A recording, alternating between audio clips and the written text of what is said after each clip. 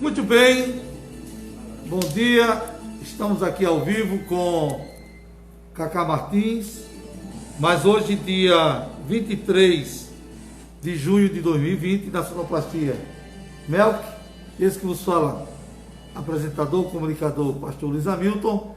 Estamos aqui na Rádio A Voz FM 87,9 e as duas plataformas digitais para que você venha nos acompanhar, www.avozfm.com.br. Você está nos acompanhando e temos também a outra plataforma que é a radiosnet.com.br, onde você realmente compreende que é o site das rádios oficiais do Brasil e do mundo. É ela que elabora o relatório de estatística de acessos na capital. Abril e maio estamos em 10º lugar. Estamos na expectativa agora com o mês de junho. Conosco, professor, ex-conselheiro da 10ª região, Cacá Martins. Bom dia, Cacá. Bom dia, pastor Luiz Hamilton. Primeiro dizer que a gente deve agradecer a Deus a cada dia que a gente amanhece, acorda e enxerga o mundo de uma forma diferente. E eu quero lhe agradecer pelo convite, por essa lembrança que é constante na sua pessoa em relação à minha pessoa e participar desse seleto grupo de convidados que o seu programa tem convidado para esses dias de entrevista. E hoje tem Ronaldo Lessa, ex-governador e ex-prefeito. Participei de toda a jornada do Ronaldo, inclusive do partido que ele preside, que é o PDT. Tive a alegria de participar do diretório municipal daquele partido, que hoje já não pertence mais. Mas dizer da minha alegria de saber que a gente vai encontrar com ele por aqui. E dizer que agradecer a você porque nesse período de pandemia eu só saí de casa hoje para atender o seu convite. Rapaz, é uma honra, viu? Porque como a gente está estabelecido no país que algumas pessoas têm e participam do grupo de risco, e aí a gente já está nesse ínterim, e a gente está com todos os cuidados como a sociedade nos coloca e nos pede e às vezes exige que nos cuidemos, que tenhamos cuidados com a saúde nossa principalmente e com a dos nossos próximos. Então, eu estou ainda recluso, né? A gente depende muito aí do que as autoridades de saúde dizem, resolvem, mas com os cuidados naturais que nós temos que ter. Então, deixar também um recado para todas as pessoas que têm uma idade um pouco avançada, que se cuidem e tenham precauções para que não corram nenhuma situação adversa à sua saúde. Então, estou aqui com o maior prazer, maior alegria de discutir as questões sociais, políticas da nossa cidade, do nosso estado.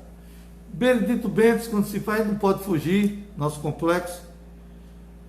Com essa pandemia, o que é que o governo federal, através dos governos municipal e estadual aqui em Alagoas, estão beneficiando aquele povo tão carente? Muitas pessoas, daqueles conjuntos que fazem parte do complexo, não receberam aquela cesta básica. Que olhe, que não é uma cesta básica. Ele deveria, uma vez por semana, ou de 15 dias, uma rotatividade disso aí. Porque a cesta básica acaba. 4, 3, 5 dias, acaba. Cacá. Olha, pastor, nós temos uma visão diferente do que muitos pensam. Na questão da saúde, essa pandemia mostrou que o Benedito Bentes ele está totalmente desassistido de uma forma sistêmica. Ele hoje, pelo complexo que é de mais de 200 mil habitantes, uma cidade dentro de outra cidade, e eu já dizia isso lá atrás, que uma cidade não tem condições de cuidar de outra cidade. Então, a gente já começa pela visão de que poucos postos de saúde tiveram o investimento necessário ao longo do tempo para que chegássemos a uma pandemia dessa natureza e tivéssemos um suporte condizente com o tamanho gigantesco que é o lugar. Então, hoje a gente tem uma amostra palpável de que o investimento na saúde tem que ser redobrado. O poder público tem que ter um olhar mais incisivo na política da saúde em Maceió, mas comumente nós estamos falando no Benedito Bentes, lá naquela região. Então, nós temos uma área do Benedito Bentes II totalmente desassistida. Então, esse 2, 3 postos de saúde, sem remédio, E outra coisa, essa pandemia trouxe uma situação muito difícil de se compreender. Ora, todos os equipamentos profissionais da área de saúde, vou dizer os médicos, eles foram todos destinados a ter uma atenção direta ao Covid-19. E as outras patologias ficaram sem ter assistência. Então, muitas pessoas estão com dificuldade de, por exemplo, o cidadão tem mais de 60 anos, é idoso, quer ter um acesso a um exame de próstata, ele não consegue. Ele tem um problema de coração, ele não consegue um especialista, porque todos... E aí não dá para compreender como é que o camarada médico, o urologista, por exemplo, ele está cuidando do Covid. E não está cuidando do cidadão que precisa da sua especialidade. Quer dizer, estão transferindo o verdadeiro papel do profissional só para o Covid. Agora é interessante que, por exemplo, teve um cidadão que ligou, o pai com uma pressão alta e a mãe também, todos dois acima de 70 anos, aqui no a parte aqui por trás de um barco. E ele foi no tabuleiro, na UPA do tabuleiro, lotado. Foi para um local, cada idade dos pais, só tinha um médico para atender 200 e poucas pessoas. A sorte que ainda tinha um. Tem locais que Quando não ele existem mesmo. ligou para mim, Nem por parte do Estado, nem por parte do município. quando ele ligou para mim, pastor, o que é que eu faço? Eu disse, esqueça que você é pastor. Grite. É seu pai e sua mãe. A mãe estava com a pressão quase 26. Se grite. E ele hoje é grato a mim, que ele gritou e a médica teve uma atenção a ele. Então, às vezes você tem que sair do campo da educação, do seu normal, para ser atendido. e no campo da assistência de cesta básica, nós temos visto que o governo do Estado, através da Secretaria de Ação Social, a SEADES, tem distribuído às prefeituras, aquelas mais necessitadas, um programa de assistência de alimentação, de algumas cestas básicas. Mas nos bairros de Maceió, e precisamente no nosso Benedito Bentes, nós vimos essa semana que alguns poucos conjuntos dentro do complexo receberam algumas cestas básicas. Mas evidentemente que as pessoas têm uma noção totalmente equivocada. Não tão somente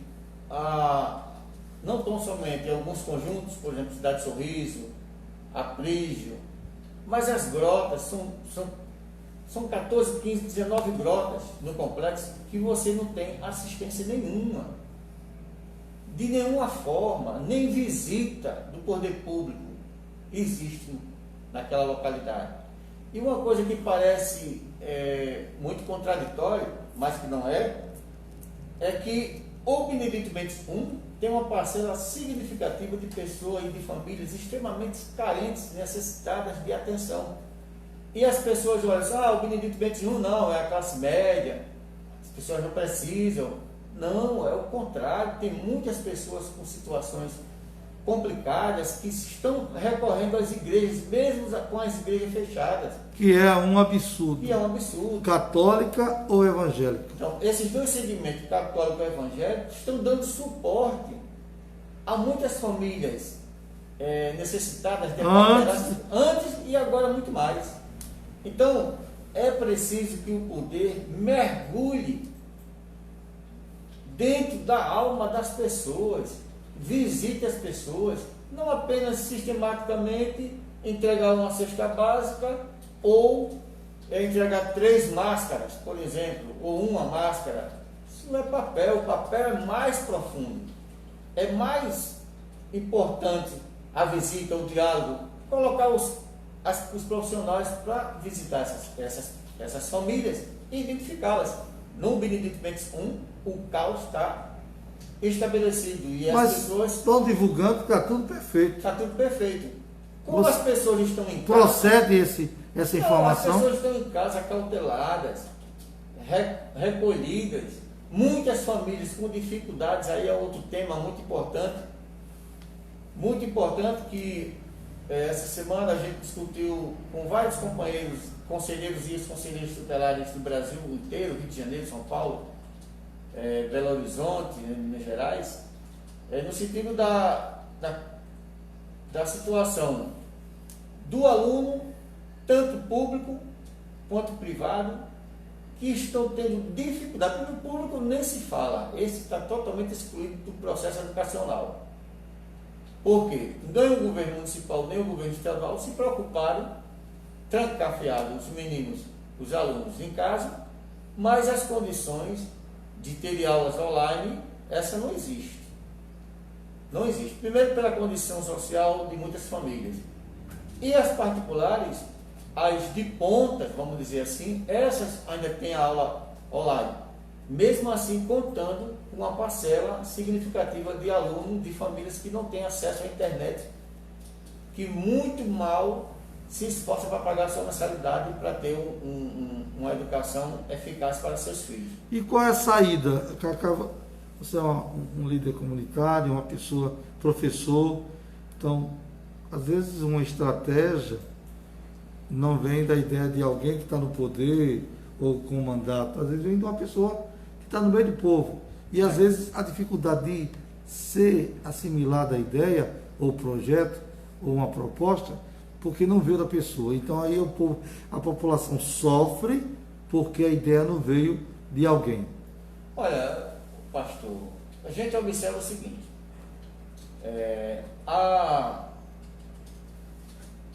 me ilumine aí, porque quem toma conta da energia pública hoje é a Equatorial, né? E ela fez uma política de marketing, de inserção de comunicação, no sentido de que nessa pandemia não cortaria, né, o fornecimento de energia elétrica. Porém, eu acho que nesse período teria que ser extinto mesmo. Não é cortar, mas o cidadão tem que pagar. Então, nesse período onde você não pagaria o fornecimento, em algumas questões, se você provasse que não tinha condições de pagar, esse dinheiro, evidentemente, passaria para uma outra situação, que seria a aquisição de uma linha de internet, para que as pessoas estivessem confinadas em suas casas e tivessem acessibilidade à internet, para que o filho tivesse o poder e a independência de ter suas aulas, seus contatos com a escola de forma muito mais humana, vamos dizer assim. Então, algumas atitudes, tanto o governo municipal como o estadual, deveriam ter pensado de dar assistência à família como um todo, e não esquecer e confinar as famílias em suas casas, proibi-las de a luta, de trabalhar, de estudar, mas sem as condições nenhuma para que isso acontecesse. Então, eu acho que pensar de forma humana nas pessoas é uma saída. Nós que somos humanos, cada um cria um animal. E quem não cuida do seu animal é fadado a que ele atraia doenças para dentro da família, dentro da casa, do lar, e morra a míngua.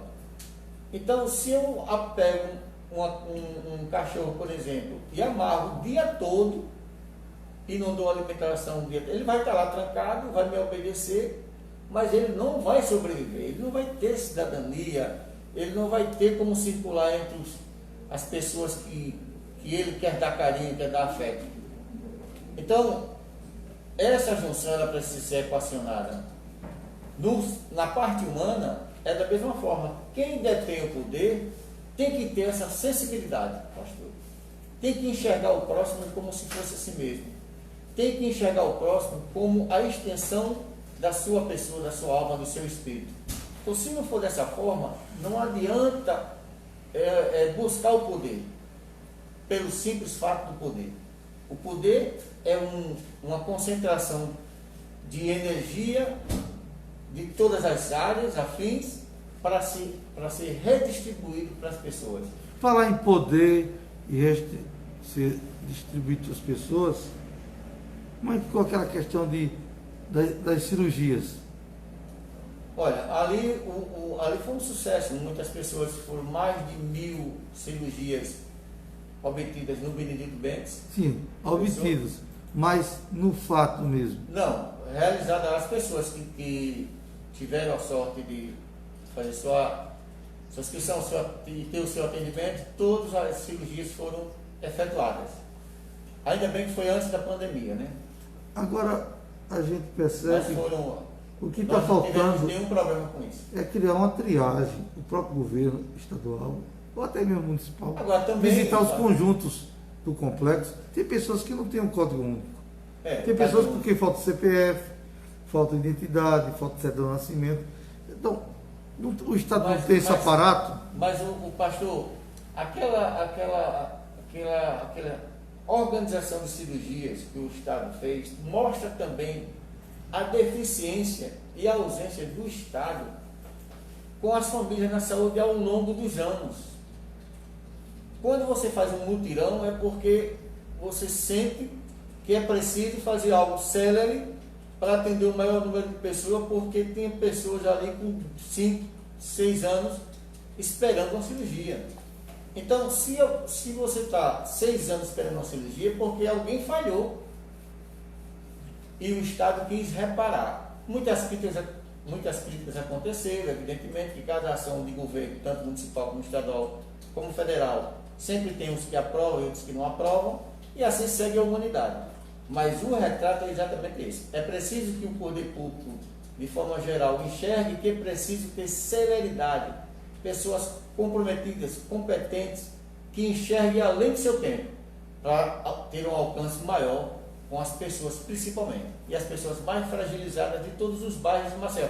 Se você chega, por exemplo, na Grota do Arroz, por exemplo, são várias grotas, encostas em Maceió, que vivem de forma subhumana e que o poder público não chega lá, entendeu? Então é preciso que as entidades, as associações, os líderes comunitários tenham um papel fundamental, como era no passado, de reivindicação, de luta, de defender a sua região, de combater. Infelizmente o tempo passa e as pessoas vão envelhecendo e outras não vão surgindo. É importante que você, jovem, que você que que está fazendo a universidade, que está terminando o nível médio e que nasceu na sua comunidade, comece a lutar, a articular, buscar benefícios para a sua região, porque o poder público não vai se não houver a luta incessante dos seus líderes comunitários. O poder público não chega lá. Então, quando é futucado, instigado, ele aparece. Mas se tiver uma liderança ou líderes comprometidos com a região, que não se comprometam também com o poder. Porque, na verdade, a gente sabe disso, que muitas lideranças, por necessidades pessoais, às vezes, se aliam ao poder e se calam diante de algumas mazelas que possam serem, e evitam que sejam expostas as mazelas. Transporte coletivo, tivemos aqui uma comissão de rodoviários cheia de broncas com os empresários. Transporte coletivo do Benedito Bentes está um caos.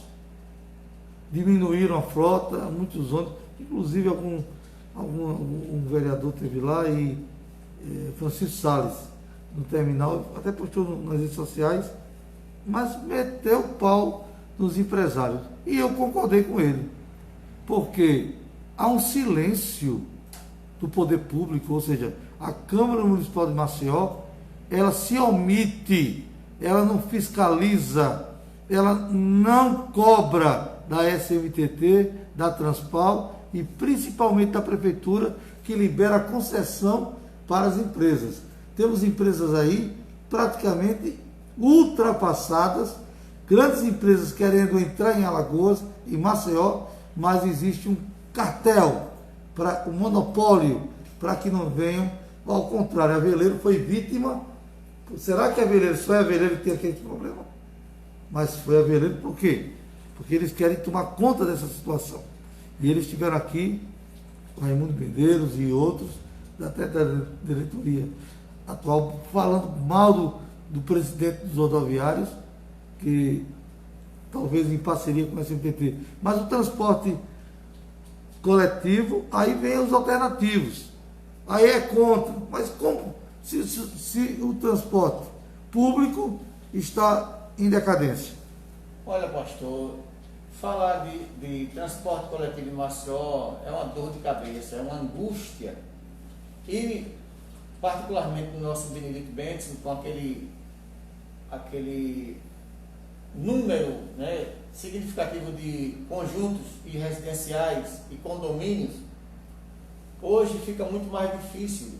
Se há 20 anos ou há 30 anos atrás nós tínhamos dificuldades, imagine agora com esse volume de pessoas circulando e precisando chegar ao seu lugar de trabalho.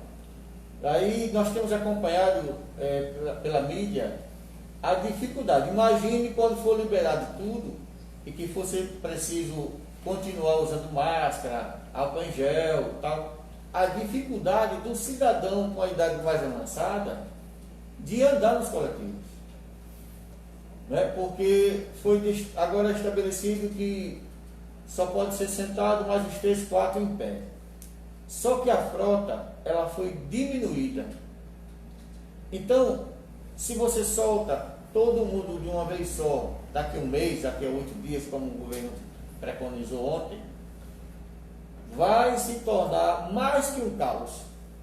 Então eu acho que a SMTT, já que não tem condições de ampliar as empresas de funcionamento, que ao longo do tempo se pediu tanto essa licitação, que quando ela ocorreu foi daquela forma que todo maçoense viu, né? De uma forma cartorial, dentro de 4 paredes. Não, pintaram, e outra coisa, pintaram ônibus velhos, né? Exatamente, colocaram. Então, essa licitação ela foi um blefe para Maceió, ela não aconteceu de forma efetiva, uma outra empresa mudou de sigla e colocou aqui uma outra empresa e morreu. Então, continua sendo uma única empresa rodando aqui no Maceió, assim, na nossa parte do Benedito Bentes. Então, ela não aconteceu de fato. Então, é preciso que, aí você vai encontrar uma parte da sociedade, pastor, totalmente calada, totalmente inerte nessa situação. A passagem de ônibus, ela aumenta. Ao nosso tempo atrás, a juventude, os estudantes iam para as ruas, brigavam, lutavam. Hoje você tem uma dificuldade de liderança estudantil. Hoje você tem uma dificuldade de entendimento estudantil, lutando pelos seus direitos. Nós temos uma camada da sociedade totalmente inerte, alheia a tudo que está acontecendo. E a gente clama que as pessoas se envolvam, porque é a política que define. É tanto que as famílias no Brasil estão confinadas em casas por um ato político.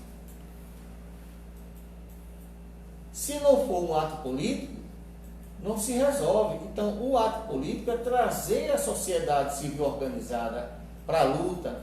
Você, hoje, com todo respeito e todas as ressalvas, você vê sindicatos apáticos, associações apáticas, e novas lideranças não surgem para que continue a luta.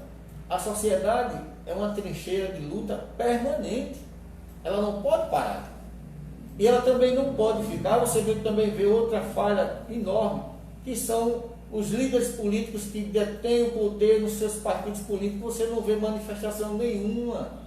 Aqui e acolá um partido ou outro que se manifesta e é tido como canalha, como isso, como aquilo outro, de interesseiros, enfim. Mas a sociedade é um complexo. Então ela precisa se mexer. Ela não pode permitir que apenas o poder, o prefeito, o governador, o presidente da República e o Congresso, esses possam mandar e determinar. A parte da sociedade, se você olhar na Constituição, ela sempre começa com a sociedade e no final chega com o poder público. Mas a sociedade ela tem um papel fundamental nessas questões e ela precisa reagir. Ela ficou confinada 90 dias sem questionar. Aqui, acolá na internet, uma conversa, outra, tal, mas ela, civilmente organizada, ela não enfrentou essa questão. E o que eu não entendo é que a Prefeitura de Maceió está calada. Você não vê nenhum planejamento de ajuda, nenhum prospecto para que haja assim eu não digo solução, mas uma medida emergencial, porque veio dinheiro para a Prefeitura. O que eu estou entendendo é o seguinte, com força. Eu tenho conversado, pastor, a gente que entende um pouquinho de história, lá atrás existiu a política dos governadores. Sim. E que eram os governadores, do Nordeste, se organizavam para enfrentar um governo da ditadura militar. E essa organização sempre tinha frutos conquistados por essa política dos governadores. Passado todos esses anos, agora nós temos uma outra situação diferente, mas que também dá uma ideia de como você entender que os governadores do Brasil inteiro se organizaram frente ao governo federal, de uma nova modalidade, em outra sistemática, para dizer que estão vivos, que têm o poder e que independem da política federal, que é um engano. Os poderes devem estar entrelaçados para o bem do povo e da população. A briga política entre os seus pares faz com que os seus súditos sofram como estão sofrendo. Então é preciso que essa parte de súditos, a população, ela comece a reagir e não fique calada. É preciso reagir. E reagir significa se organizar, se reinventar para enfrentar esses novos desafios que virão nesses futuros tempos, que serão muito difíceis, eu tenho certeza disso, e espero que a sociedade ela se mobilize e tenha condições palpáveis desse enfrentamento de forma igual. Assaltos no complexo Benito Bentes está aumentando. E a gente percebe assim, a falta assim, dos logradouros da Guarda Municipal. A Guarda Municipal está praticamente apagada. A gente não vê nas praças o guarda, nas escolas, agora estão fechadas.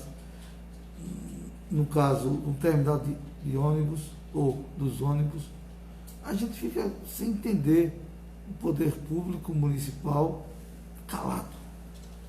A Guarda Municipal, todos sabem das suas limitações. Porém, em alguns casos, você vê a segurança dos guardas municipais em algumas escolas de postos de saúde de forma interna, claro. Mas a sistematização de segurança no Benedito Bentes, ela está muito deficitária. Você hoje consegue ver um carro ou outro, mas claro, pelo tamanho do Benedito Bentes, deve ter uma ostensividade maior no sentido de combater esses crimes. Evidentemente que, passado o susto da pandemia, os próprios bandidos que estavam com medo do Covid, agora começaram a colocar a cara na rua. E a máscara, de certa forma, proporciona essa exposição, essa invasão dos meliantes. Mas a gente precisa que o 5º Batalhão tenha mais uma intervenção efetiva, pelo quadro competente que tem. A gente tem certeza que ele vai ter que ter um olhar diferenciado.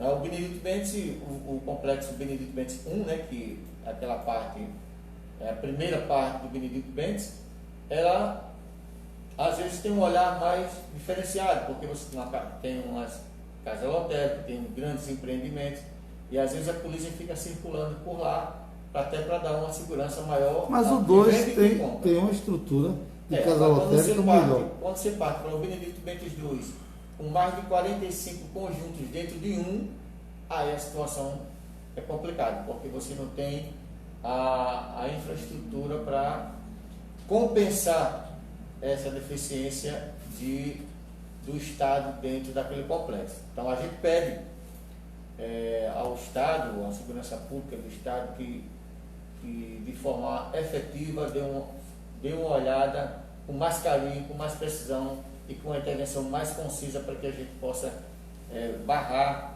a investida desses meliantes perante a população que já está tão debilitada por essa questão da pandemia. Vamos para o intervalo cultural e logo após voltaremos falando sobre Complexo Benedito Bentes e a política de 2020. Aqui, programa Painel Lagoas, entrevistado Cacá Martins, daqui a pouco o ex-governador e ex-prefeito de Maceió e do estado de Alagoas, Ronaldo Lessa.